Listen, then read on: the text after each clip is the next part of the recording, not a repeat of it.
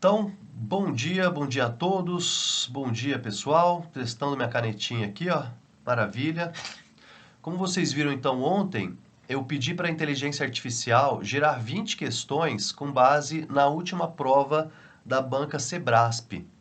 Para mim e para vocês vai ser assim, um pouquinho de um tiro no escuro, porque eu passei o dia anterior, ontem, a sexta-feira, revirando o site de provas anteriores para achar as provas da Sebrasp. Mas para a parte de água e esgoto, para a parte de operação de estações, pelo jeito é a primeira vez que a banca está fazendo uma prova. Teve aquela de técnico em saneamento da Cagepa do ano passado, e fora aquela prova não tem mais nada. Aí eu fiquei no escuro, né? Então eu pedi para a inteligência artificial pegar o modelinho de prova, pegar o modelinho de questões e fazer 20 questões, 10 de água, 10 de esgoto, para que a gente pudesse ter ali alguma coisa para ir se norteando, né? As questões da Sebrasp, assim, elas têm um enunciado muito grande, cansativo, só que a resposta é curtinha. Uma, duas, três palavras no máximo. Ou o contrário, eles fazem um enunciado curtinho e colocam respostas muito grandes que às vezes confundem a gente, né? Então, leiam com calma, tá bom? Leiam com atenção. Cuidado com as confusões, porque às vezes a prova troca uma palavrinha ou outra do que a gente tem de interpretação, né? Então, às vezes a gente perde ponto porque a gente vai ler na pressa, começa a ler a frase e nossa mente já está condicionada a interpretar tudo aquilo ali e sem perceber a prova troca uma palavrinha que muda o significado geral daquilo, tá bom? Então, cuidado amanhã com isso, vão com calma, mas torcer para dar tudo certo, tá? Foi aí um grande período para a gente. Então vamos lá. Primeira questão. A potabilidade da água é assegurada por meio do monitoramento de diversos parâmetros físico-químicos e microbiológicos. Entre esses, a turbidez é fundamental, uma vez que interfere diretamente na eficiência dos processos de desinfecção, além de ser indicativo da presença de partículas coloidais e materiais em suspensão, que podem estar associados a agentes patogênicos. Com base nesse contexto, a turbidez da água é definida como? Então vamos lá. Alternativa A é a medida da resistência elétrica da água relacionada à concentração de sais dissolvidos? Bom, essa não é a verdadeira porque quando a gente fala de resistência elétrica e da questão de sais dissolvidos, nós estamos falando de uma propriedade chamada de condutividade. Condutividade, tá? Então, a condutividade elétrica é essa propriedade descrita na letra A. E a gente usa um aparelhinho chamado de condutivímetro, tá bom? E a gente pode relacionar isso com sais dissolvidos. Faz mais sentido para água, não faz muito sentido para esgoto, ok? E claro que existe ali uma margem de erro prevista. Letra B, ainda falando, né, sobre turbidez, tá? A concentração do oxigênio dissolvido na água indicando o equilíbrio biológico do meio? Também não, né? O oxigênio dissolvido da água, que a gente chama de OD, a gente também lê por uma sonda, mas não tem nada a ver com turbidez. C. O grau de opacidade da água causado pela presença de partículas em suspensão, coloides, que dispersam a luz, tá? Então essa, claro, é a nossa resposta, tá? A turbidez basicamente é isso, o grau de turvação, o grau de opacidade da água. O quanto que a luz consegue atravessar o meio ou não, tá? A capacidade da água de neutralizar ácidos interferindo na formação de flocos? De novo, hein? Capacidade da água em neutralizar ácidos é o que a gente chama de efeito tampão da água. E a gente mede esse efeito tampão por uma propriedade chamada de alcalinidade, ok? Então, quando a gente quer saber o quanto que a água resiste na mudança de pH sob a ação de um ácido, a gente quer saber o efeito tampão dela. E esse efeito tampão é dado pela alcalinidade. Quantidade de matéria orgânica biodegradável. Sempre que falar de matéria orgânica biodegradável, a gente tem que lembrar da demanda bioquímica de oxigênio da DBO. Então, Quando a gente pensar em turbidez da água, letra C explica certinho ali, né? O grau de opacidade, o grau de turvação. E aí, só para a gente lembrar algumas coisinhas importantes sobre turbidez, que é sempre bom estar fresquinhas na nossa cabeça. O aparelho que mede a turbidez é esse carinha aqui, tá? Que a gente chama de turbidímetro. Esse cara aqui é um turbidímetro digital. Hoje em dia, praticamente todos os turbidímetros, né, são digitais. Já não se usa mais turbidímetro à vela, nem coisa do tipo. E olha como é que ele é bem fácil, ó. A gente coloca a amostra de água nesse tubinho de vidro aqui, ó, tá? Isso aqui a gente chama de cubeta. E aí a gente limpa bem com uma flanela ou com um papelzinho a superfície dessa cubetinha, tá? Coloca ele dentro desse aparelhinho, fecha a tampinha e pede para ele ler. O que que o aparelho vai fazer? Ele vai passar um feixe de luz contra a amostra e esse feixe de luz ele vai ser dispersado em todas as direções.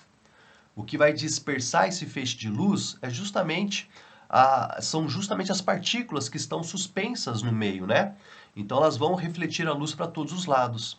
Em 90 graus vai ter um leitor que mede ali o quanto da luz foi refratada em 90 graus. E esse equipamentinho retorna um valor na tela para a gente, que pode ser um valor de 0 até 1.000, 2.000, 3.000, sem problema nenhum, ok? Quando a gente falar então de turbidez, é isso.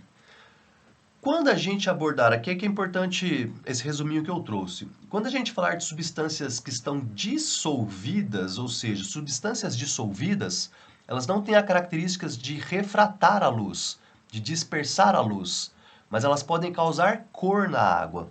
Então, sempre que a banca alegar, falar alguma coisa sobre substâncias dissolvidas, a gente vai lembrar da propriedade chamada de cor real, ok? Não estamos falando do quanto que a luz está sendo interferida na passagem, mas no quanto que aquela substânciazinha está causando uma cor diferente. Quando a gente abordar substâncias em suspensão, coisas muito pequenininhas ou até grandes, mas que estão flutuando na massa de água, então a gente está falando sobre turbidez e cor aparente. Lembrando que existe uma diferença, né, entre cor aparente e cor real. A cor aparente é aquela da água bruta, que a gente mede direto. Pegou a água, pôs no turbidímetro.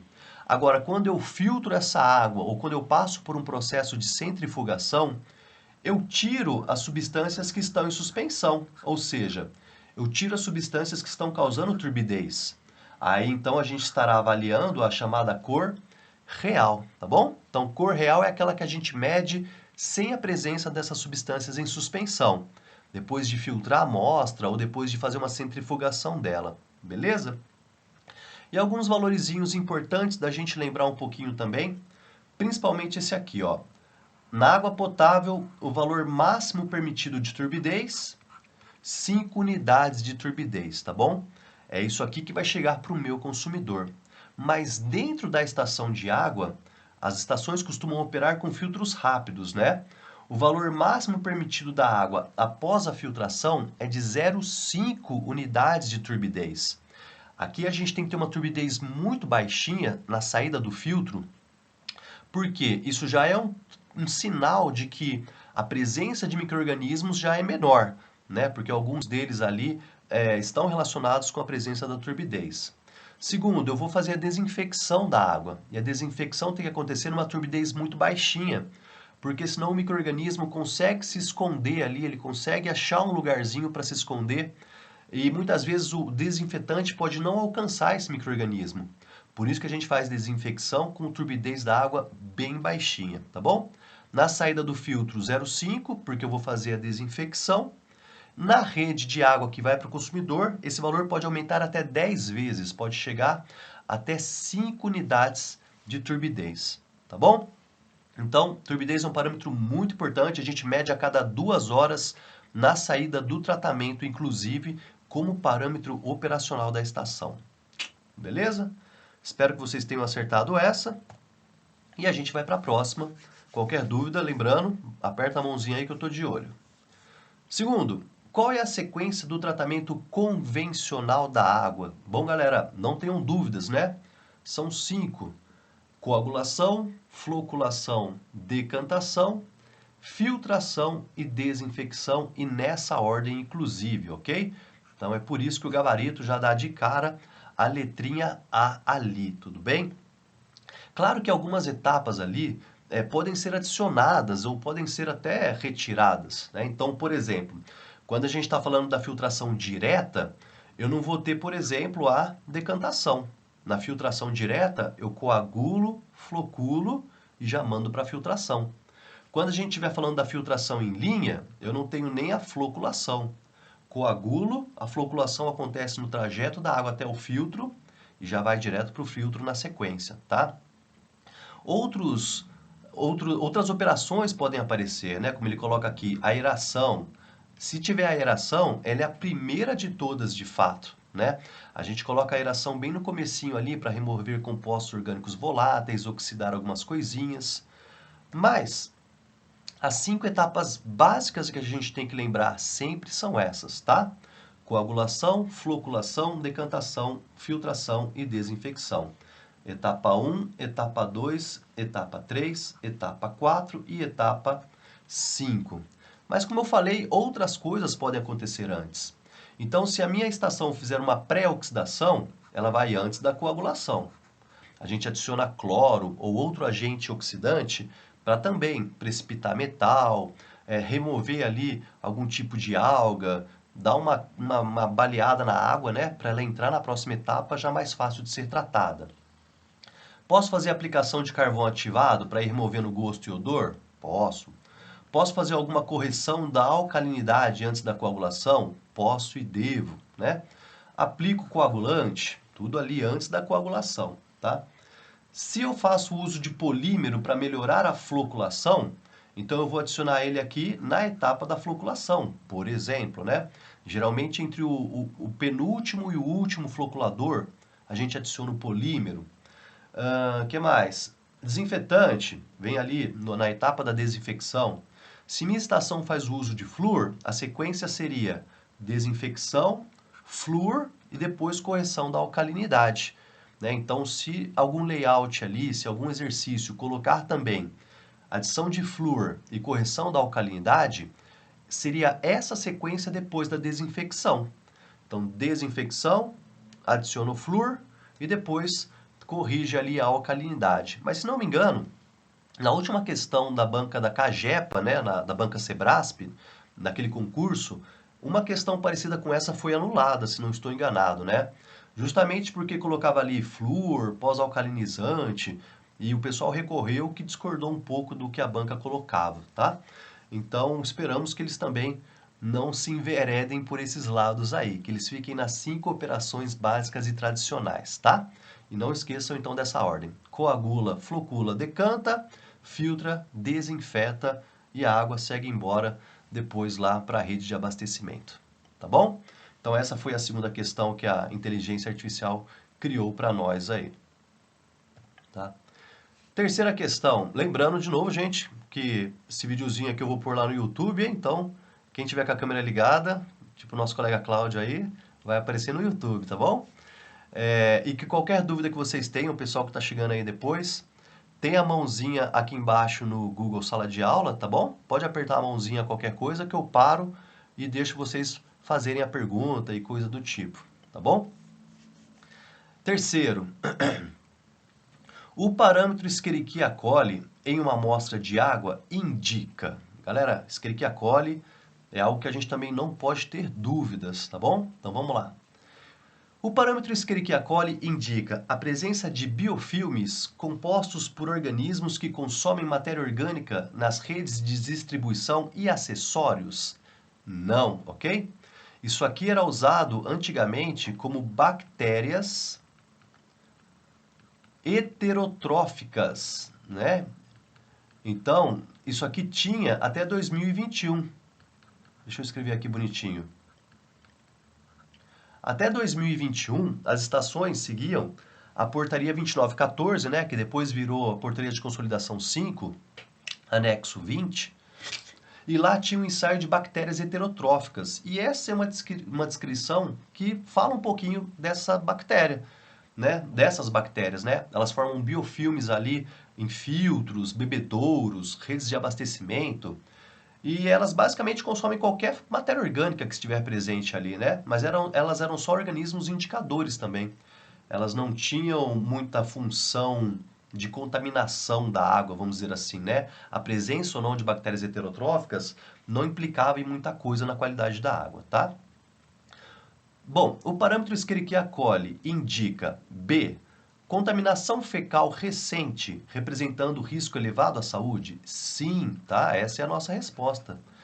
Sempre que eu pensar em Escherichia coli, eu tenho que associar isso com contaminação fecal. Por quê? Bom, basicamente porque a gente tem diversos grupos de micro-organismos na água, né?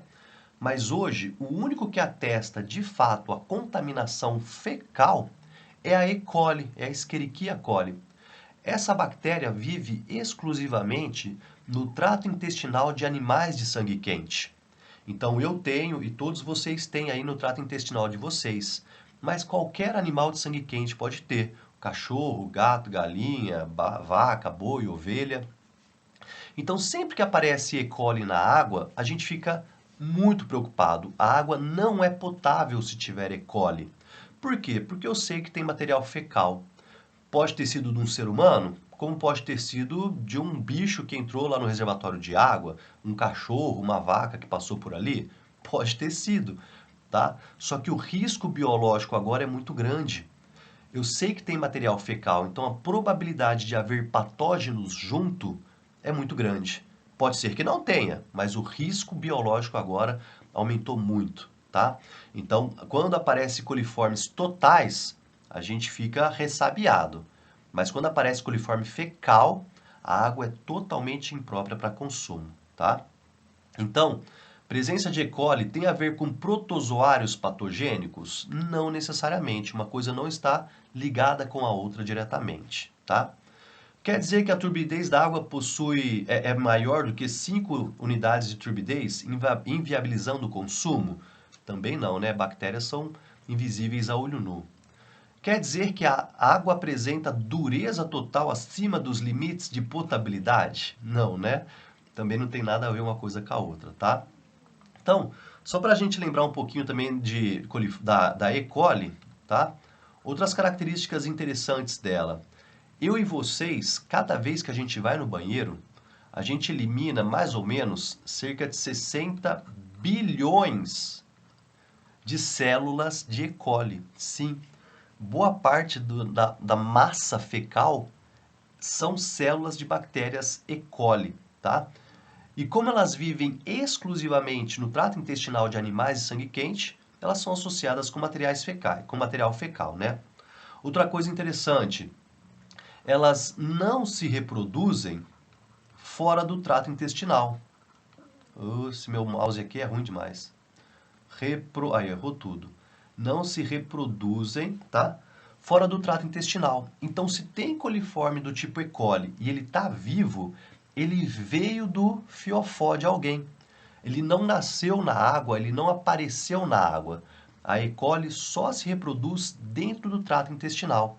Então eu sei que veio de material fecal e não apareceu ali no caso, diferente dos coliformes totais e até mesmo de alguns termotolerantes, tá?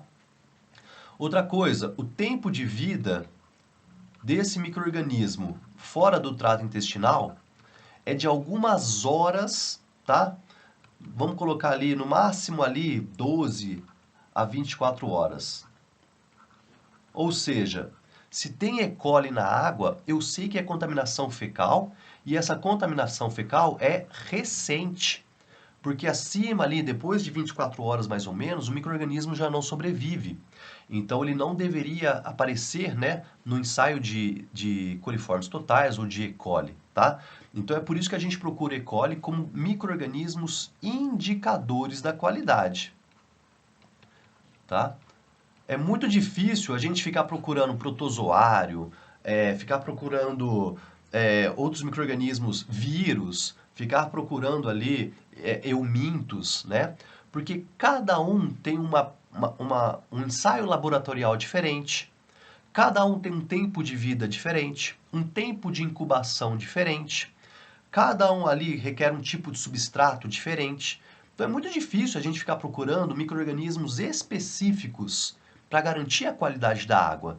A gente procura um que com certeza estará presente quando esses outros estiverem também, já que todos eles têm em comum um ciclo de vida passando pelo trato intestinal. E é por isso que a gente procura E. coli. Achou E. coli, pode ser que os patógenos estejam juntos, por isso que o risco é muito grande, tá? Meu nariz vai entupindo, gente. Ai, esse período de frio com calor, nossa, regaça comigo, mas vamos lá. Ó, só para constar então, né? O que a gente não quer que a água tenha, com certeza, patógenos, ok?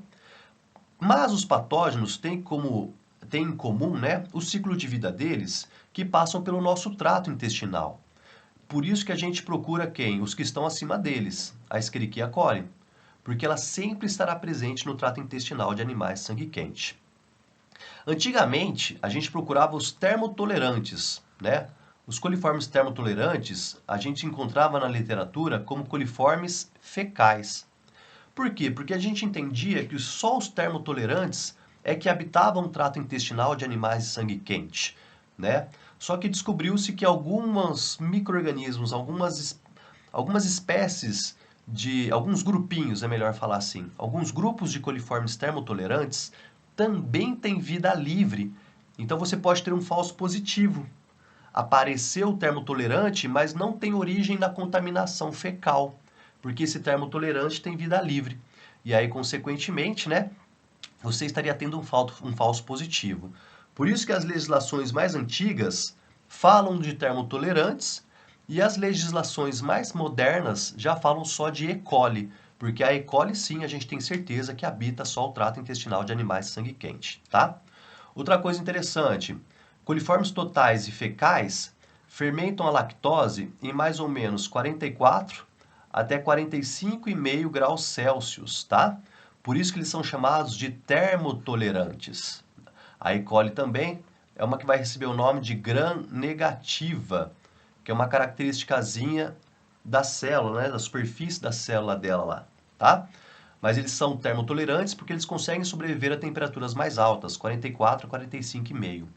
Já os coliformes totais, eles fermentam a lactose numa temperatura de mais ou menos 37 graus Celsius, né? Então, essa é inclusive uma diferença do ensaio, né? Para coliformes totais, a gente faz uma incubação em 37 graus Celsius. Para as termotolerantes, a gente sobe a temperatura para 44,5, tá? E todos eles são bactérias do grupo de enterobactérias, tá?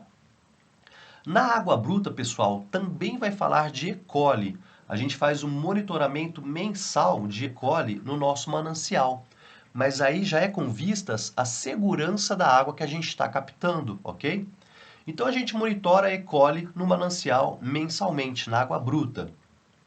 Se nos últimos 12 meses essa média geométrica móvel que a gente fizer ultrapassar 1.000 E. coli por 100 ml, a gente passa a fazer o chamado monitoramento semanal de esporos de bactérias aeróbias. Então, para a gente poder ter mais segurança na qualidade da água que a gente está tratando e recebendo, se eu tenho uma proliferação de E. coli, eu começo a entrar numa zona de risco muito grande. Então, a gente diminui esse funil, passa a monitorar esporos de bactérias aeróbias. Semanalmente, eu tenho que remover mais do que 99,7% desses esporos de bactérias. Se eu não conseguir atingir aquele nível de remoção, aí a gente passa a ter que monitorar cistos e oocistos no ponto de captação de água. Cisto e oocisto é a pior coisa que pode acontecer para uma estação de tratamento de água. Por quê? Principalmente o cisto de giardia, ele é muito resistente ao processo de desinfecção. Então, se ele passar do meu filtro e chegar na minha desinfecção, ou eu vou ter que usar uma dose de desinfetante muito alta, ou esse danado desse cisto consegue ir para água potável. E aí, um cisto é o suficiente para uma pessoa ingerir e ele se proliferar dentro dela e ela passar a ter uma doença entérica.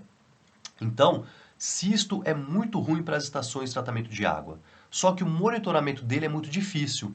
A gente tem que filtrar quantidades muito grandes de água, né? Então, é muito difícil você monitorar o cisto.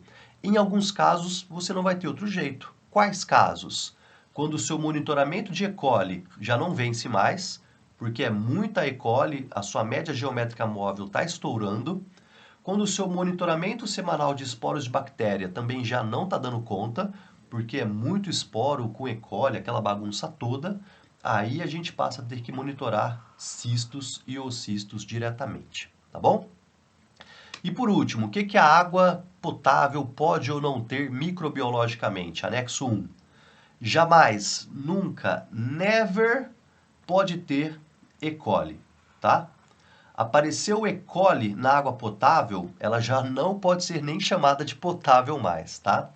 Apareceu E. coli, a água não é mais potável, tá? Na saída do tratamento, a gente não monitora E. coli, a gente monitora quem? Coliformes totais, tá? Por que coliformes totais? Porque ele está aqui no começo do meu funil.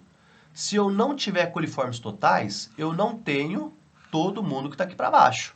Então, na saída do tratamento, a gente monitora só coliformes totais, tá? Agora, apareceu E. coli, a água não é potável. Apareceu coliformes totais, algumas possibilidades podem acontecer, ok? Para cidades com até 20 mil habitantes, uma amostra positiva no mês para coliformes totais. Então, se você teve coliformes totais em uma amostra com uma cidade de menos de 20 até 20 mil habitantes, a água ainda é potável, tá? Para cidades com mais de 20 mil habitantes, até 5% das amostras podem dar positivo para coliformes totais. Só que isso começa a demonstrar que a minha rede de abastecimento está insegura. E aí eu tenho que tomar atitudes para corrigir, para consertar esse problema, tá? E. coli, nunca, never, jamais. Beleza? Se eu estiver indo muito rápido também, vocês dão aí um feedback. Então, fizemos aí de novo uma conversazinha sobre parâmetros microbiológicos da água e vamos para o próximo aqui, que já é a parte operacional.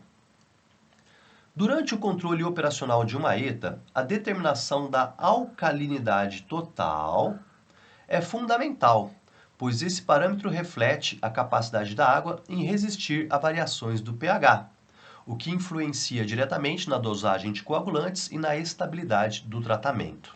Ok. Diante disso, a alcalinidade está relacionada principalmente ao quê? A concentração de sólidos sedimentáveis. Não tem nada a ver essa resposta aqui, né, gente? Sólidos sedimentáveis a gente mede em cone de Inhofe. A presença de íons bicarbonato, carbonato e hidróxido, sim, essa é a nossa resposta, ok? Eu até faço uma brincadeirinha, né?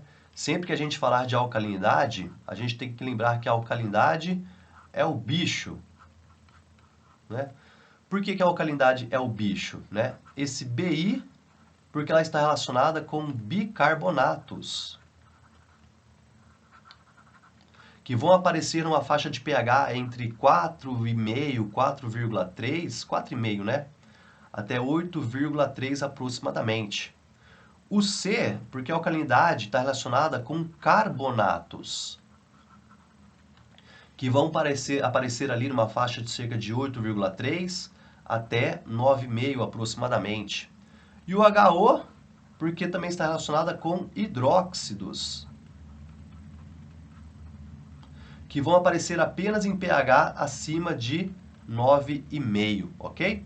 Então, quando a gente pensa em alcalinidade, ela pode ser dividida por faixas de pH, mas ela sempre estará relacionada com bicarbonato, carbonato e hidróxido. E caso a banca queira dar uma dificultada, né?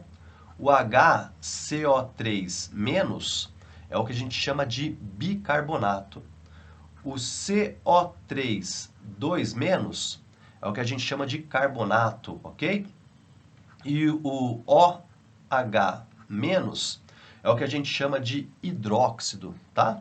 Então, são essas espécies aí que causam alcalinidade na água. E a gente mede elas porque, como bem o enunciado diz, né? Quando a gente aplica o coagulante, ele é um sal de caráter ácido. Então, ele vai querer baixar o pH da água. Só que se o pH baixar demais, ele para de funcionar. Ele entra ali numa zona de solubilidade que não tem tanto efeito. Então a gente tem que deixar o pH perto ali da faixa ideal para cada coagulante. Vai variar de 6,5, 7, né? Depende do coagulante. E para segurar o pH nessa faixa, a gente precisa da alcalinidade. Se ela estiver muito baixa, a gente completa, né? Cria ali uma alcalinidade artificial, usando cal, bicarbonato, outra coisa do tipo, tá bom? A alcalinidade não tem nada a ver com matéria orgânica biodegradável, a gente já falou que isso aqui é DBO. Não tem nada a ver com oxigênio dissolvido, a gente já falou que isso aqui é OD. E íons inorgânicos como flúor e cloreto também não tem a ver com alcalinidade, tá bom? Alcalinidade é o bicho, vamos lembrar disso daí, tá bom? Ah, isso aqui não tem nada para falar depois. Se vocês tiverem alguma dúvida, já vai levantando a mãozinha aí ou colocando no chat. 5. Durante o funcionamento de uma ETA, a etapa de mistura rápida, opa, olha só, hein? Vamos lembrar, hein? Mistura rápida é sinônimo da etapa de coagulação. Então vamos lá? Durante o funcionamento de uma ETA, a etapa de mistura rápida ou de coagulação tem papel fundamental no sucesso da coagulação, sendo responsável por promover a dispersão homogênea dos coagulantes na água bruta, garantindo a desestabilização das partículas coloidais. Beleza. Dessa forma, a principal função da mistura rápida é... Bom, a gente tem que ter uma agitação muito intensa por causa da dispersão química que a gente quer promover, ok? Então, quando a gente pensar em coagulação, senhoras e senhores, imagina o seguinte, vai ter a calha Parshall lá, tá? Vai estar entrando uma vazão assombrosamente grande de água, muitas vezes da ordem de metros cúbicos por segundo, 1, 2, 3 metros cúbicos por segundo, vai estar entrando muita água, e o meu coagulante, eu vou estar dosando ele em cima da calha Parshall na forma de gotinhas praticamente. Muitas vezes na ordem de mililitros por segundo, tá? Então eu preciso que essa quantidadezinha muito pequenininha de coagulante consiga se dispersar rapidamente numa massa muito grande de água. Então para isso eu tenho que ter muita energia de agitação. Essa energia de agitação, inclusive, é um parâmetro que a gente chama de G, que é o meu chamado gradiente de velocidade, que é um parâmetro operacional e de projeto de uma ETA. Então eu preciso que, por exemplo, para as estações, nesse momento aqui, esse valor de G, ele seja geralmente maior, tá? Do que 300 segundos a menos 1. Em alguns casos, a literatura diz que tem que ser maior do que até 1000 segundos a menos 1. Quanto maior o valor de G, maior é essa agitação, maior é essa bagunça que está acontecendo. E isso é importante por causa da dispersão química. Eu preciso que um volume muito pequenininho de coagulante consiga se misturar numa massa gigantescamente grande de água, ok? Como é muito desproporcional a quantidade, a gente tem que ter uma agitação muito grande. E é por isso também que a gente usa geralmente a calha Parshall para fazer isso, tá? Porque na calha Parshall acontece um fenômeno inevitável que é o chamado ressalto hidráulico. Ou seja, por causa da própria constituição da calha Parshall, ela vai passar por um sobressalto ali, ela vai receber um solavanco, e isso vai criar uma agitação muito grande da água depois da garganta dela. E ali tem uma dispersão muito forte, uma quantidade de energia muito grande. Aí o que a gente faz então? Usa essa mistura ali para jogar o nosso coagulante. Aqui, ó, ele está sendo jogado por essa tubulaçãozinha aqui, ó. Tá vendo? Isso aqui é da ETA de Nova Odessa, onde eu gravei esse vídeo aqui. Olha outra coisa legal. Tá vendo aqui que tem uma proveta com coagulante ali? Porque como que eu vou garantir que a vazão de coagulante é aquela de fato ideal? Né? A minha bomba, ela tem uma folguinha, uma margem de erro, né? A bomba dosadora. Então a gente vai lá como operador, coloca a proveta embaixo da cascatinha de coagulante, coloca um cronômetro e cronometra qual foi o volume preenchido em função do tempo. E aí, o que é vazão? É volume dividido pelo tempo. Então eu sei qual foi o volume de coagulante no tempo que eu cronometrei e eu sei qual é a vazão de coagulante que está sendo aplicada ali naquele ponto, né? Outra coisa que operacionalmente a gente costuma fazer, tá? Mas, ó, é importante que tenha uma grande agitação. Não é obrigatório que seja na calha partial, ok? Então aqui na Sanasa, por exemplo, ó, o coagulante está vindo dessa tubulação aqui, ó. Nesse ponto ali, que é um ponto de chegada da água que passou por pré-oxidação, ali tem um volume de água que bagunça, balança, faz bastante agitação também. E aí eles jogam coagulante ali, tá vendo? Não é sobre a calha partial. Eu posso fazer então o uso do coagulante dentro da tubulação, no final da tubulação de chegada, em algum canal que tenha uma agitação muito grande. Não é obrigatório que seja na calha partial. E eu posso até mesmo colocar um motorzinho, como se fosse um liquidificador, para misturar o coagulante se eu quiser, tá bom? Só que aí consome energia elétrica, né? Tem que ter manutenção, tem que ter operação. Aqui em dispositivos hidráulicos eu não tenho esses problemas, tá? Então a etapa da coagulação, muito importante para o tratamento da água, porque eu quero uma grande dispersão do meu produto químico, tá? E essa é a primeira etapa no tratamento convencional, tá bom? Questão 6. Lembrando que foi a inteligência artificial que fez essas questões, não fui eu que inventei, tá? Eu pedi para ela fazer o mais fiel possível ao que a Sebrasp cobrou com relação à banca da Cagepa, né? A banca anterior lá para técnico de saneamento. Então vamos lá. Questão 6. O ciclo hidrológico é o processo natural, blá blá. Galera, ó, quando chegar essas questões que tem esse texto gigante assim, ó, não sei vocês, mas o que eu faço? Eu vou sempre ler a última linha, porque geralmente a pergunta tá ali, ó. E esse texto gigantesco aqui, ó, é só para a gente gastar nosso tempo. Então, sempre que eu entro numa questão, que eu vejo esse texto grande, eu já vou direto para a última linha. E aí vai da sua confiança ou não, tá? Mas eu já sou meio veiaco nisso, como a gente diz aqui em São Paulo, né? Já sou meio veiaco nisso. Então ele coloca um texto bonitinho, mas vamos ver a pergunta? Com relação às etapas do ciclo hidrológico, o processo pelo qual a água passa do estado líquido na superfície terrestre para o estado gasoso na atmosfera é denominado de... Bom, se eu quero passar a água do estado líquido para o estado gasoso, isso aqui se chama evaporação. Então eu vou procurar onde está essa questão aí, que é a letra E aqui, ó. Ok? Como aqui tem uma coisinha que a inteligência artificial, se fosse a banca, eu até poderia tentar recorrer, tá? Só para ficar um pouquinho mais claro. Como ele fala da superfície terrestre, né?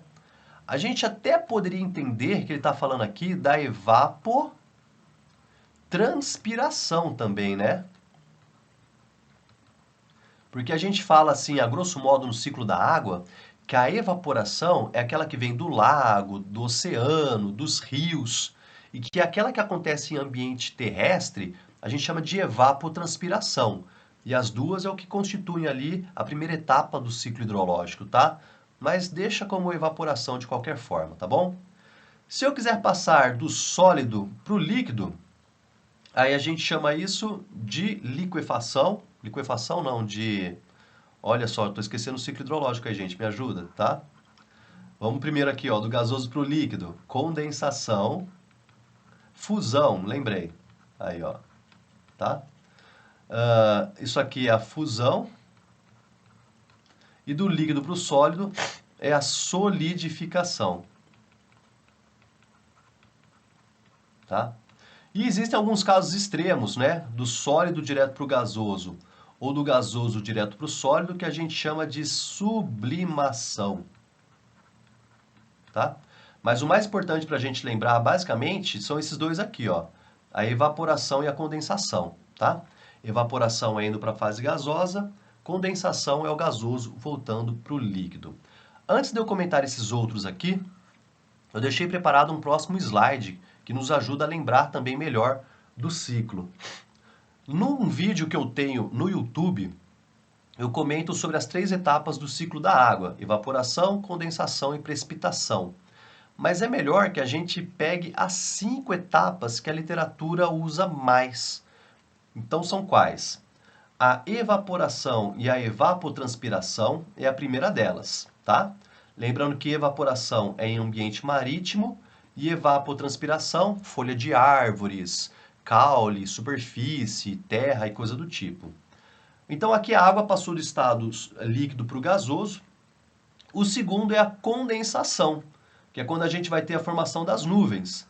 Então as nuvens já são a água no estado líquido, só que elas são gotículas muito pequenas e muito leves. Então a gente consegue enxergar uma nuvem porque a gente está conseguindo já enxergar a água no estado líquido de novo.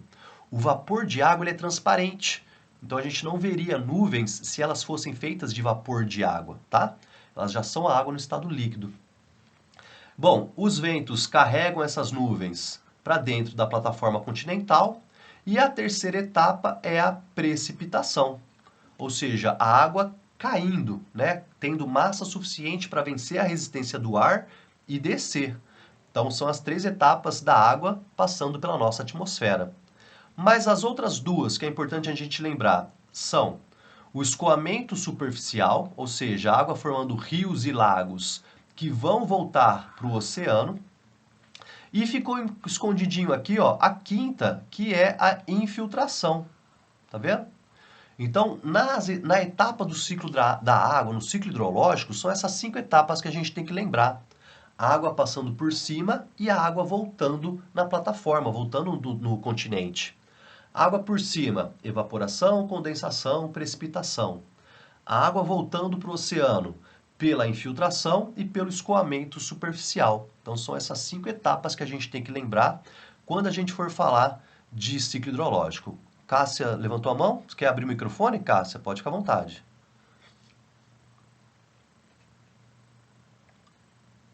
Ou se vai digitar, ou você ficou nervosa e... Aê, tô te ouvindo. Tá ouvindo? Tô. Infiltração é o mesmo que percolação?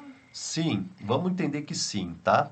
A infiltração seria um processo mais rápido, percolação um processo mais lento, tá? Então, a grosso modo, a gente vai pensar que quando a gente fala percolação, seria a água descendo muito lentamente, preenchendo os poros e descendo bem devagarzinho, tá? Mas se for na dúvida, não sei se é igual ou se é diferente, pensa que é igual, tá? Infiltração é um processo um pouquinho mais rápido, percolação é um processo bem mais devagar, bem mais lento, tá bom? Então, são essas 5 etapas que a gente tem que lembrar, então, quando a gente for falar sobre ciclo hidrológico, tá? Vamos para a próxima aqui? Vamos lá. Aqui o Google veio me avisar que faltam 15 minutos para acabar o primeiro link aqui, tá, gente? Mas acho que vai dar tempo da gente encerrar isso aqui pelo menos.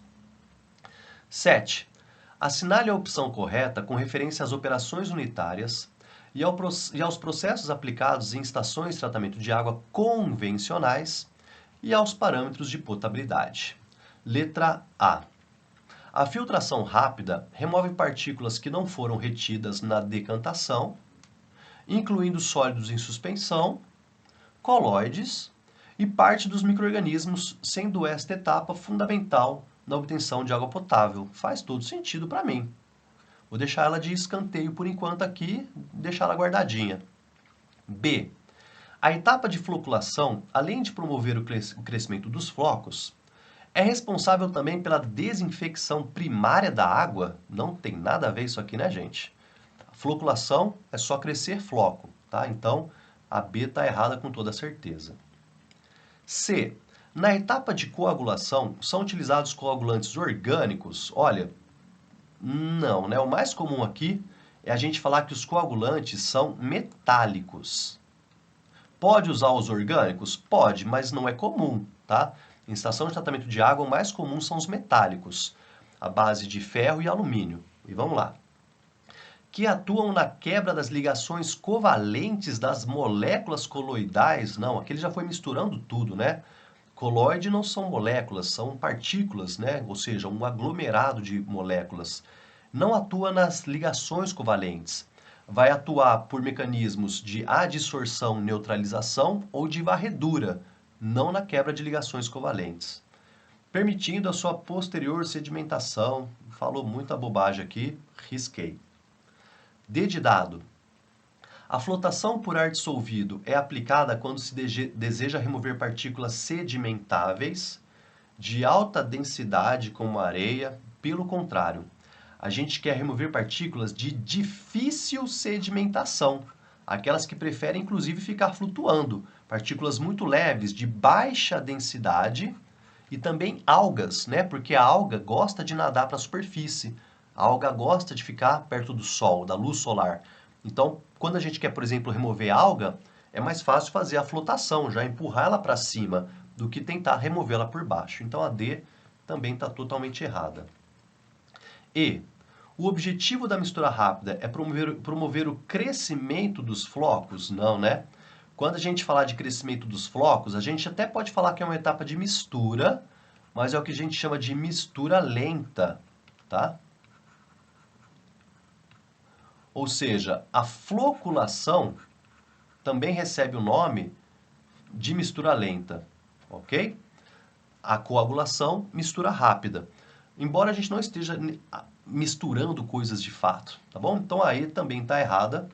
A correta mesmo é a alternativa A. A filtração rápida remove partículas que não foram retidas na decantação, blá blá blá ali. Tá certo? Essa foi legal, viu? Eu gostei do chat GPT fazendo isso aí pra gente. 8. Sobre o parâmetro de sólidos totais dissolvidos, quanto ao padrão de potabilidade, é correto afirmar que A. Este parâmetro está diretamente relacionado com o padrão de turbidez exigido para água potável? Não, hein, galera? Porque a gente está falando de sólidos totais que estão dissolvidos, ok? E quando a gente falar de turbidez, a gente fala de sólidos que estão em suspensão, ok? Ó, essa aqui, o chat GPT se superou, hein? Não estamos falando então de turbidez, porque estamos falando de sólidos dissolvidos e não de sólidos suspensos, tá bom? Por isso que a letra A está errada. B. Este parâmetro estará presente no anexo 9, que trata de substâncias potencialmente perigosas para os seres humanos? Não, galera, tá? Sólidos totais dissolvidos a gente vai encontrar no anexo 11, que trata de substâncias de padrões organolépticos da água, ok? Então a água vai ter cálcio, a água vai ter cloreto, sulfato, que são sólidos dissolvidos que não necessariamente farão mal para nós, tá bom? Então é por isso que não estará no anexo 9. O anexo 9 fala de substâncias que causam doenças em nós. Então a gente vai achar ali, por exemplo, agrotóxicos, produtos da desinfecção, produtos inorgânicos, né? Tipo mercúrio, metais pesados de forma geral, tá bom? C. Não há limite máximo estabelecido pela legislação de potabilidade? Errado. O valor máximo permitido é de 500 miligramas por litro, o que já cantei a bola aqui, né? Que é a letra E, tá? O valor máximo permitido para sólidos dissolvidos totais ou sólidos totais dissolvidos é 500. O valor mínimo exigido é 250? Não, não existe valor mínimo exigido, ok? Inclusive, a única substância que tem valor mínimo exigido na portaria é o cloro, né? O cloro que vai ter os limites mínimos que tem que ficar na água potável. Todas as outras substâncias só terão valores máximos, tá bom? Então é a letra E, ok? E aqui eu trouxe um resuminho só para a gente lembrar de algumas coisinhas. Sempre que aparecer valores numéricos muito grandes, tipo acima de 200 miligramas por litro, cuidado com a unidade de medida, tá? Aqui a gente está falando de miligramas por litro, às vezes aparece um micrograma por litro. Mas sempre que for valor grande assim, galera, a gente está falando de padrões organolépticos, que vão estar lá no anexo 11. Ou seja, aqueles que não necessariamente causam doenças em nós, mas que afetam nossos sentidos, visão, olfato, paladar. A gente começa a ver cor na água, sentir cheiro, sentir sabor, mas não necessariamente faz mal para a gente. Então, por exemplo, olha os valores, por exemplo, para cloreto, 250. dureza 300, sódio 200, sólidos dissolvidos 500, sulfato 250, tá vendo? Se por acaso aparecer na prova de vocês alguma coisa com um número bem grande assim, ó, saiba que estamos falando de coisas que não causam necessariamente doenças em nós. Padrões organolépticos vão estar lá no anexo 11, tá? Apareceu na unidade de microgramas ou com um número bem pequenininho, 0,00 qualquer coisa, 0,0 alguma coisa, provavelmente sim, estamos falando de coisas perigosas que estão no anexo 9, substâncias potencialmente danosas para os seres humanos, tá? Só para a gente poder, então, enxergar um pouquinho melhor a nossa portaria de potabilidade. 9. Deixa eu ver quanto tempo falta aqui para a gente, rapidinho. A chamada vai terminar em breve. 7 minutos. Dá para fazer mais uma aqui. A análise de cloro residual livre na água tratada é de extrema importância para assegurar a proteção microbiológica durante o armazenamento e distribuição. Contudo, a eficiência da cloração pode ser afetada por características da água. Considerando essa afirmação, uma alta demanda de cloro na água está geralmente associada ao quê? A elevada concentração de sais dissolvidos, como cálcio e magnésio? Não, tá? Cálcio e magnésio não criam demanda por cloro, então essa está errada. Presença de metais pesados em concentrações acima dos padrões? Também não. Quando a gente pensa em metais pesados, a gente costuma tirar ou colocar, vamos dizer assim, o metal, mas com coisas relacionadas a pH da água, não com demanda de cloro. Níveis elevados de matéria orgânica natural ou de amônia, essa aqui com toda certeza, que reagem com o cloro reduzindo a sua eficácia, essa está muito certa, né? Quanto mais matéria orgânica e mais compostos amoniacais presentes, maior é a nossa demanda por cloro, tá? Então... Oi, pode falar. Sou eu, Luciano. Pode falar. Essa questão, eu lembrei do exemplo que o senhor dá da piscina. Sim, quando o pessoal faz xixizinho lá, né? Exatamente. Exato. Na hora que eu vi a amônia, eu lembrei. O professor falou que quanto mais forte o cheiro de cloro, maior a concentração de amônia e é o xixi na piscina. Né? Exatamente, exatamente. Né? Quando começa a dar umas 3h30, 4 horas da tarde, a piscina começa a cheirar a cloro, né? Por quê? Porque a amônia está reagindo com o cloro presente, formando o que a gente chama de cloraminas, né? E as cloraminas têm um cheiro muito forte, é o tal do cloro combinado. Então a gente começa a sentir muito forte o cheiro do cloro, mas não é porque está em excesso, é porque está faltando. Que é exatamente o teor dessa questão, né? Está faltando cloro. Por quê? A demanda está sendo consumida pelo quê? Por amônia e matéria orgânica. Antes do cloro ficar na forma residual, isso aqui está sendo demandado, isso aqui está sendo retirado, tá? Então, vamos ver o restinho aqui. Alto teor de oxigênio dissolvido que consome cloro aplicado? Nada a ver. Sólidos suspensos que impedem a reação do cloro com contaminante? Também não faz sentido, tá? Matéria orgânica e amônia, de fato, são problemas porque elas consomem muito o cloro da nossa água.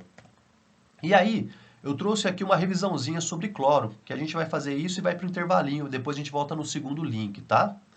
Lembrando, galera, quando a gente adiciona cloro na água, tá? A gente quer esse cara aqui primeiro, ó, que é o Cl2. Ele pode vir na forma gasosa, Cl2, na forma líquida, que é o hipoclorito de sódio, tá? Ou ele pode vir na forma sólida, que é o hipoclorito de cálcio, tá? Ele vai reagir formando Cl2, mas olha só que da hora, é isso aqui que a gente quer agora.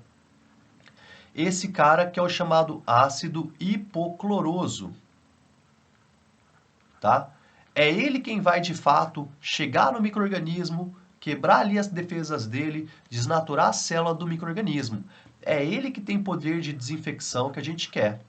Só que dependendo do pH da água, ele pode se dissociar nesse cara aqui, ó, que é o íon hipoclorito, que não tem poder de desinfecção, tá? Então, em pH 7,5, ó, eu tenho 50% das duas espécies, do íon hipoclorito e do ácido hipocloroso, tá? Se eu baixo o pH, eu favoreço a formação do ácido hipocloroso em detrimento do íon hipoclorito. Então eu tenho mais desse cara aqui que tem um poder de desinfecção maior. Em pH mais elevado, eu começo a formar mais íon hipoclorito e menos ácido hipocloroso. Por isso que a desinfecção não é interessante em pH muito elevado, tá? A gente tenta fazer a desinfecção no pH perto da neutralidade, né? Porque esse é o ideal para a formação do ácido hipocloroso, ok? E se tiver presente ali amônia, compostos amoniacais, opa, deixa eu voltar aqui. Compostos amoniacais, eles vão consumir o meu cloro, formando o cloro combinado, mono, di e tricloramina. O cloro combinado, ele é até desejável em alguns casos, né? Porque ele é mais estável na água. Só que o poder de desinfecção dele é muito menor, né? Então, Campinas, por exemplo, usa o cloro combinado. É isso que acontece na piscina também. Só que o poder de desinfecção dele é menor. Mas sempre que tiver amônia, o cloro prefere se ligar com a amônia primeiro, para depois se ligar com o resto das coisas lá. Rodrigo, pode falar? Professor, então ali em relação ao pH, eu teria que monitorar o pH da água filtrada em uma ETA para ver se a minha desinfecção está sendo eficiente ou não? Sim, senhor. Sim, senhor. Tá? O pH da água filtrada que vai para desinfecção. Na verdade, o pH da água no momento da desinfecção, né? Aqui tá falando rapidinho, ó, que minha chamada termina em 1 minuto, gente. Eu sei que é ruim ter que ficar parando isso, né? Mas é que eu não consigo ainda pagar um plano do Google muito bom. Agora são 11 horas e 1 minuto, 11h10, a gente volta para o segundo link, pode ser? E aí eu continuo esse assunto aqui, respondo a dúvida do Rodrigo. Tudo bem? Bom, então, para a gente voltar aqui então, tá? Como eu falei, a gente tem que monitorar o pH do cloro, oh meu Deus, a gente tem que monitorar o pH da água também na desinfecção. Dependendo da estação, isso não é feito, porque quando você aplica o seu coagulante, mesmo que você tenha ali algum tipo de alcalinidade, né, você joga o pH para baixo. Você consegue jogar o seu pH para uma faixa de 7 ou inferior a 7. Então, algumas estações não fazem um monitoramento do pH da água na desinfecção, porque seguramente ela costuma estar abaixo de 7 ou muito próximo de 7, por causa da ação do coagulante, né, do sal de caráter ácido. Mas o ideal, e havendo a possibilidade, é que sim, que se meça também o pH da água nesse processo, nessa etapa. Mas ok, e se o pH estiver um pouquinho mais alto? Galera, isso também não é tão perigoso, porque só aqui, ó, a partir de um pH tipo de 8,5 mais ou menos, ó, a partir de um pH de 8,5, que a gente tem quase nada, 10% do ácido hipocloroso. Num pH perto de 8, a gente tem entre 25% e 30% de ácido hipocloroso. Então o ácido hipocloroso ainda vai estar presente, vai estar ali fazendo a desinfecção, né? Agora, quando sobe demais o pH, já para uma faixa bem fora, assim, 9, 9,5, aí que realmente eu vou ter só o íon hipoclorito e a desinfecção fica muito comprometida, tá? Cabe lembrar também que quando a gente fala de cloro residual total, a gente está falando do cloro livre mais o cloro combinado, ok? O cloro combinado é esse aqui, ó, que vai ser produzido a partir de compostos amoniacais presentes. E o cloro livre é esse cara aqui, ó, o ácido hipocloroso e o íon hipoclorito. Então a gente tem muita espécie de cloro para ficar lembrando, ok? Mas o cloro livre, vamos lá, ácido hipocloroso e íon hipoclorito. Lembrando que eu não quero o íon hipoclorito na medida do possível.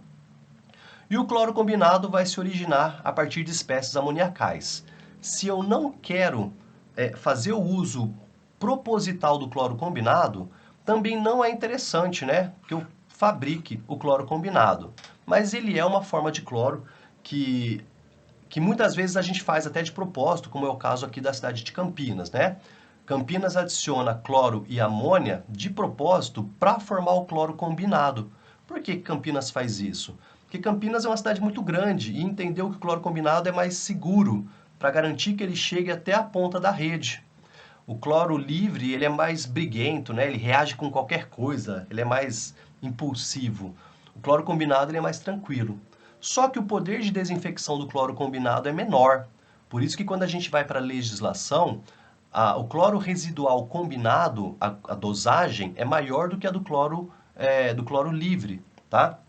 Depois acho que eu tenho um slide que eu coloco, mas se não, quando a gente falar de cloro combinado, a concentração mínima é de 2 mg por litro como cloro residual, e quando a gente fala de cloro livre, é 10 vezes menor. O mínimo é 0,2 mg por litro, ok? Então, olha só, 0,2 para o cloro livre, 2 para o cloro combinado, lembrando que isso aqui é só Campinas que faz, né?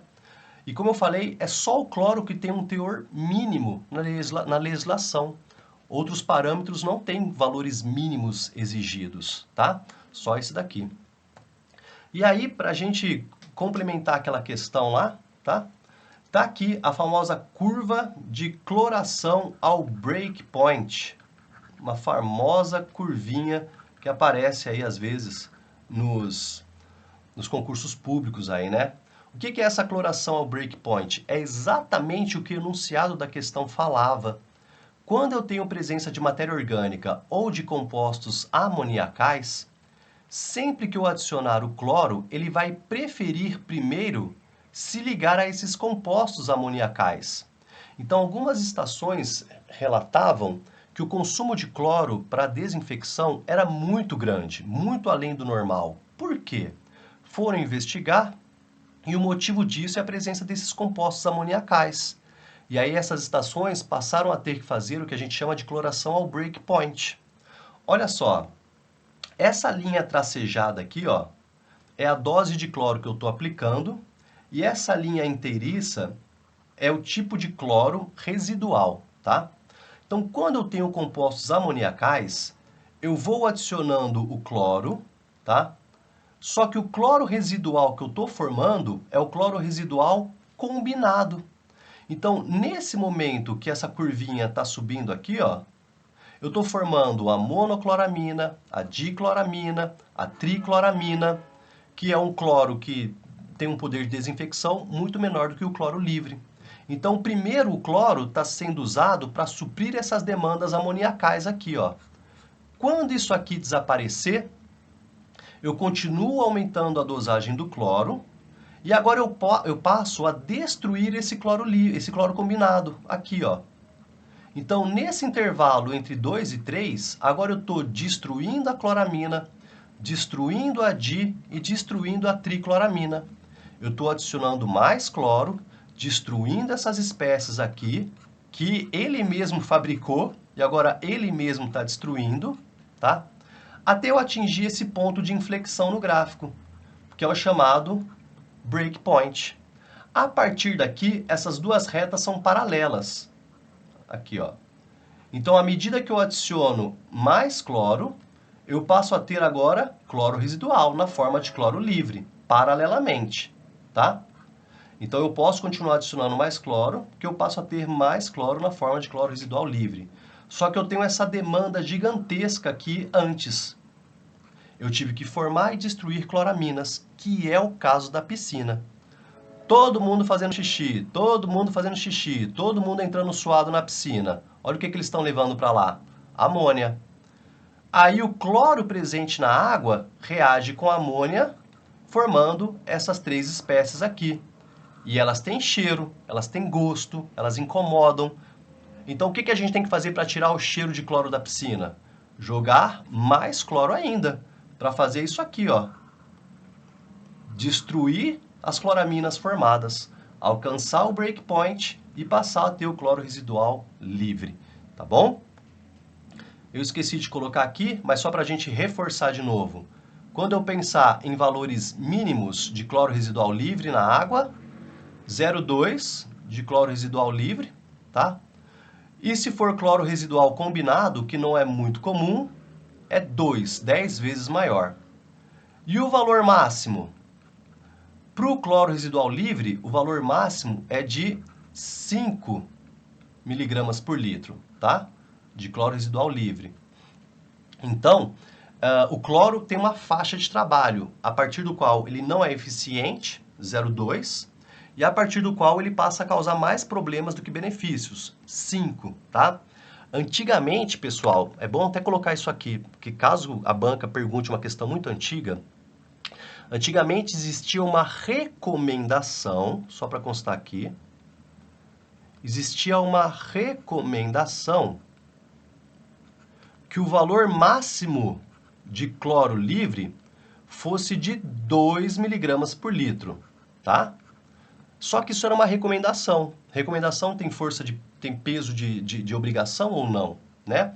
Então, depois da portaria 888, essa recomendação não existe mais. Mas vai que a banca pergunta, né? Qual é o valor recomendado máximo de cloro livre? 2. Mas não existe mais. Igual pH, pessoal, também existia a recomendação do pH, que tinha que estar entre 6 e 9,5. Tá? Essa recomendação também não existe mais no novo texto, tá bom? Mas se a banca perguntar, porque vira e mexe eles perguntam essas coisas velhas aí, né? Esquece que a portaria foi atualizada, tem essas recomendações. Mas foquem mais nesses números aqui, ó. Mínimo de 2 e máximo de 5. Tá bom? Revisãozinha do cloro feita. Hipoclorito de sódio é a forma líquida. Hipoclorito de cálcio é a forma sólida e cloro gasoso é o cloro gasoso mesmo, tá bom? Vamos para a questão 10 então, e aí a gente acaba essa parte de revisão de tratamento de água. Vamos lá. Assinale a opção correta com referência às operações unitárias, processos físico-químicos e parâmetros associados às estações de tratamento de água. A. A aplicação de cal na ETA visa exclusivamente a desinfecção da água, uma vez que a elevação do pH elimina micro-organismos patogênicos sem a necessidade de outros agentes químicos? Não, né? A gente não aplica cal na ETA buscando a desinfecção. Pode ser que aconteça, né? Se o pH estiver muito baixo e coisa do tipo, mas não. A gente sempre vai ter que aplicar agentes químicos para desinfecção, principalmente cloro. Então, essa aqui está errada. B. A floculação é responsável pela quebra do... Não, já falou errado, né? Floculação responsável pela quebra dos flocos, gente? Não, né? A gente quer formar flocos, né? Permitindo que as partículas resultantes apresentem velocidade de sedimentação mais elevada. E ao contrário, né? Se a partícula é muito pequena, ela é muito mais lenta para descer. Eu preciso que a partícula seja grande, densa. Então a B também está errada. C. A filtração direta, quando aplicada... Lembrando, o que é filtração direta? Quando a gente pula a etapa da decantação, tá bom? A filtração direta, quando aplicada, exige águas brutas com turbidez muito elevada, geralmente acima de 150, para que o meio filtrante atinja a sua eficiência máxima. Não, galera. A gente aplica a filtração direta justamente quando a turbidez ela é muito baixa, né? Quando tratar água é fácil, digo assim, quando as doses de coagulantes são menores. Vou formar floquinhos pequenos, floquinhos mais fáceis de remover por filtração do que por decantação, tá bom? Não sei se eu falei, se ficou muito confuso, tá, gente? Mas filtração direta é para água com menos turbidez. Quando a água tem pouca turbidez, a gente tem que adicionar dose de coagulante muito pequenininha, né? E essa dose de coagulante muito pequena... Por vezes, ela não forma um floco grande, né? Porque a quantidade de hidróxido metálico ali vai ser baixa. Então, quando o floco já é pequenininho, é mais fácil remover ele por filtração e não por decantação. Então, é por isso que a gente aplicaria filtração direta nesse caso. D de dado. A aeração, além de remover compostos voláteis responsáveis por odores, também promove oxidação de ferro e manganês, favorecendo sua posterior remoção na filtração. Faz sentido, ok? Embora eu não remova exatamente na filtração. Se eu quiser, eu aplico um coagulante, o coagulante vai reagir com esses precipitados, flocular, e eu posso tirar também na decantação, tá bom? Mas essa é a que está mais corretinha ali. A gente faz a aeração para isso. Por quê? Só para constar aqui, né? Quando eu faço a aeração, o ar tem oxigênio, né? O oxigênio vai reagir com compostos orgânicos voláteis e também com ferro e manganês. o oxigênio vai fazer o que a gente fala de ferro 2 virar o ferro 3. E o ferro 3, ele é insolúvel.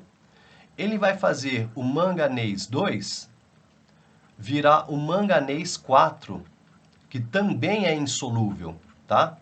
Essas duas formas são insolúveis. Então, a gente aplica a aeração, porque a gente quer o oxigênio. O oxigênio destrói compostos orgânicos voláteis, oxida o ferro 2 a ferro 3, oxida o manganês 2 a manganês 4, que são formas insolúveis.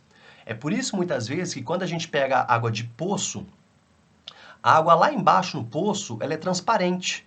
Mas quando ela chega na caixa d'água, ela começa a ficar amarelada. Por quê? Horas. Porque lá embaixo, no subterrâneo, no subsolo, não tem oxigênio dissolvido presente, não tem oxigênio livre. Então, o ferro e o manganês estão na sua forma solúvel, ferro 2 e manganês 2. Quando a água vem, né, para a caixa d'água, do poço para a caixa d'água, ele começa a entrar em contato com o oxigênio. E aí o ferro vai oxidando, ele vai enferrujando. Então vai criando aquela cor amarelada, né? E a água vai ficando feia para consumo, tá bom? A aeração serve para isso justamente, para fornecer o oxigênio para que isso aqui aconteça. Só que se ele ficar insolúvel, aí eu tenho que tirar. Eu já passo a palavra já, Luciano. Se ele ficar insolúvel, eu tenho que tirar. E aí eu posso fazer isso na coagulação, sedimentação, na filtração, tá bom? Pode falar, Luciano, fica à vontade, por favor. Só em relação ao item C, eu só queria uma informação a mais. Para ser feita a filtração direta, a turbidez ela tem que estar abaixo de 5 NTU, que é o que a portaria estabelece, certo? Na verdade, não. Deixa eu até achar aqui, ó. Eu não lembro de cabeça, mas eu acho que é 10 ou 50. Deixa eu ver se eu acho aqui na apostila aqui, que eu acho que eu coloquei esse valor em algum cantinho aqui rapidinho, quer ver? Quando eu falo da filtração, deixa eu achar aqui. Eu falo de filtros rápidos. Aqui eu estou na desinfecção. Espera aí que eu vou achar aqui. Que parte que eu estou aqui agora? Ensaios cromogêmicos. Espera aí que eu vou achar esse valor, tá? Aqui, desinfecção. Aqui, pororó, pré-oxidação. Ah, não, tô antes ainda, filtração. Cadê? Achei danado aqui, ó. Filtros lentos. Será que eu não coloquei aqui? Aqui, filtros russos. Tem algumas recomendações de acordo com o professor Richter, não sou eu que estou falando agora, tá? A água deve ter baixa turbidez, geralmente abaixo de 50 NTU e preferencialmente menor do que 10, tá? Página 89 da nossa apostila. A cor deve ser inferior a 25, tá? Contagem de algas diatomáceas, menor do que 1000, tá? Indicado no uso de pequenas doses de sulfato de alumínio, menos de 20 mg de sulfato de alumínio ou 10 de cloreto férrico. Beleza? Página 89 da apostila lá. Tá? Então, mas lembra, tem que ser bem baixinha realmente, tá? Caso você tenha dúvida, pega o menor valor ali que você achar, tá? Bom, e na última, letra E, na etapa da decantação, são utilizados coagulantes para gerar microbolhas. Nossa, que nada a ver isso aqui, né? Que se aderem às partículas, facilitando as suas... Não, isso aqui vai acontecer na flotação por ar dissolvido e a gente não usa coagulantes, né? A gente usa o fenômeno da cavitação para a geração de microbolhas, né? A explosão de microbolhas do ar dissolvido na água, tá bom? Então, letra D é o gabarito dessa questão aqui. Bom, pessoal, essa foi a revisãozinha de água, ok? Mas qualquer dúvida que vocês tenham, de hoje para amanhã, vocês me mandem lá no WhatsApp. Eu vou ficar meio que de plantão para dar uma força aí para quem tiver dúvida, né? Para tirar, enfim, o que vocês quiserem mandar, fiquem à vontade no nosso grupão do WhatsApp ou no particular lá, tá? E agora a gente vai entrar então na parte de esgoto, tratamento de efluentes, tá bom?